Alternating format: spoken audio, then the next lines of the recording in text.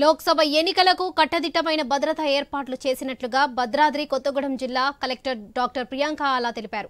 Maoist ప్రభావిత ప్రాంతాలు ఉండటంతో మరిన్ని జాగ్రత్తలు తీసుకున్నట్లుగా చెబుతున్న కలెక్టర్తో మా ప్రతినిధి నవీన్ ఫేస్ టు ఫేస్.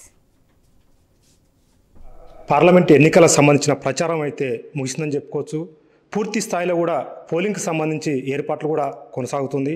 అయితే ఉమ్మడి ఖమ్మం జిల్లాతో పాటు భద్రాద్రి జిల్లాకు ఒక ప్రాధాన్యత ఉంది. ఎందుకంటే ఇది నక్సల్స్ ప్రభావిత ప్రాంతం. ఒక గంట ముందుగానే కూడా ఇక్కడ ప్రచారం కూడా ముగిసింది. అదేవిధంగా పోలింగ్ కూడా ఒక గంట ముందే ముగిస్తుందని చెప్పేసి కూడా అధికారులు చెప్తున్న పరిస్థితి మనం ఇక్కడ చూడవచ్చు. ఈ నేపథ్యంలోనే 13వ తారీఖు జరగనున్న ఎన్నికలకి సర్వం సిద్ధం జరుగుతుంది.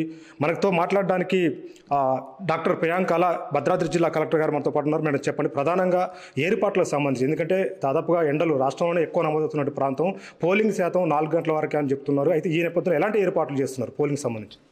సో భద్రాద్రి కొత్తగూడెం జిల్లాలో చూసుకుంటే మనకి 1105 పోలింగ్ స్టేషన్స్ ఉన్నాయి. సో ఈ అన్ని పోలింగ్ స్టేషన్స్లో కూడా యాజ్ పర్ ఈసీఐ గైడ్లైన్స్ మేము అష్యూర్డ్ మినిమం ఫెసిలిటీస్ అనేది చేపట్టడం జరిగింది, విచ్ ఈజ్ ఇంపార్టెంట్గా ఈసారి ఇన్ వ్యూ ఆఫ్ ది ఏదైతే హై టెంపరేచర్స్ ఉన్నాయో దీంట్లో భాగంగా మెయిన్గా ప్రతి పోలింగ్ స్టేషన్ దగ్గర అడిక్వేట్ డ్రింకింగ్ వాటర్ ఒకటి, టాయిలెట్ ఫెసిలిటీస్, అదే కాకుండా compulsory shade and seating arrangement అనేది మేము కంపల్సరీగా ఈసారి అష్యూర్ చేస్తున్నాం. అదేవిధంగా ఎక్కడైతే లోకల్గా అవైలబుల్ ఉన్న కూలర్స్, డెజర్ట్ కూలర్స్ కానీ ఎనీ టైప్ ఆఫ్ కూలర్స్ కూడా తీసుకొచ్చి ఇలాంటి పోలింగ్ స్టేషన్స్లో కూడా పెట్టి ఎటువంటి అసౌకర్యం కలగకుండా మేము చూడడానికి ఈసారి అరేంజ్మెంట్స్ అనేది చేశాము.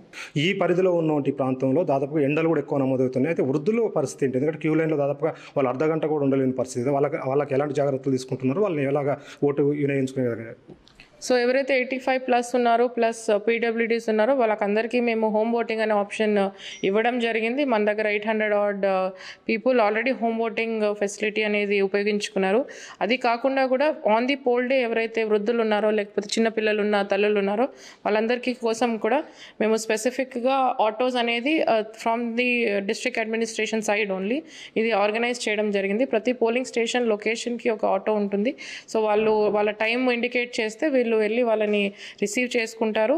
అదేవిధంగా పోలింగ్ స్టేషన్లో కూడా క్యూ మేనేజ్మెంట్ కోసం స్పెసిఫిక్గా వాలంటీర్స్ అండ్ పోలీస్ ఫోర్స్ కూడా పెడుతున్నాము. సో దట్ వాళ్ళు ఎక్కువసేపు నించోకుండా షేడ్ ఫెసిలిటీ ఉంటుంది, ప్లస్ కార్పెట్స్ కూడా వేస్తున్నాము.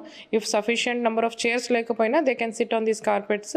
సో అలాంటి అరేంజ్మెంట్స్ అనేది మేము జాగ్రత్తలు తీసుకుంటున్నాము. సో ఇక్కడ పరిస్థితి అంటే ఉమ్మడి ఖమ్మం జిల్లాలో పూర్తి స్థాయిలో కూడా ప్రచార ఊరైతే ముగిసిన పరిస్థితిగా పడుతుంది. అయితే 13వ తారీఖు పోలింగ్ ఉన్న నేపథ్యంలో పూర్తిగా 2 జిల్లాలకు సంబంధించిన కలెక్టర్లు కూడా పూర్తిగా ఏర్పాట్లు కూడా చేసామని చెప్తున్నారు. అంతేకాకుండా ఎక్కడ కూడా ఎలాంటి అవాంఛనీయ ఘటనలు చోటు చేసుకోకుండా పూర్తి స్థాయిలో కూడా పోలింగ్ బూతులలో సీసీ కెమెరాలతో పాటు పూర్తి స్థాయి సెక్యూరిటీ కూడా ఏదైతే పోలీసు కూడా ఫోర్స్ ఉంటుందని చెప్పేసి కూడా ఇక్కడ ఉన్నటువంటి కలెక్టర్ చెప్తున్న పరిస్థితి మనం చూస్తుంది. ఇక్కడ పరిస్థితి. Over to Hyderabad studio.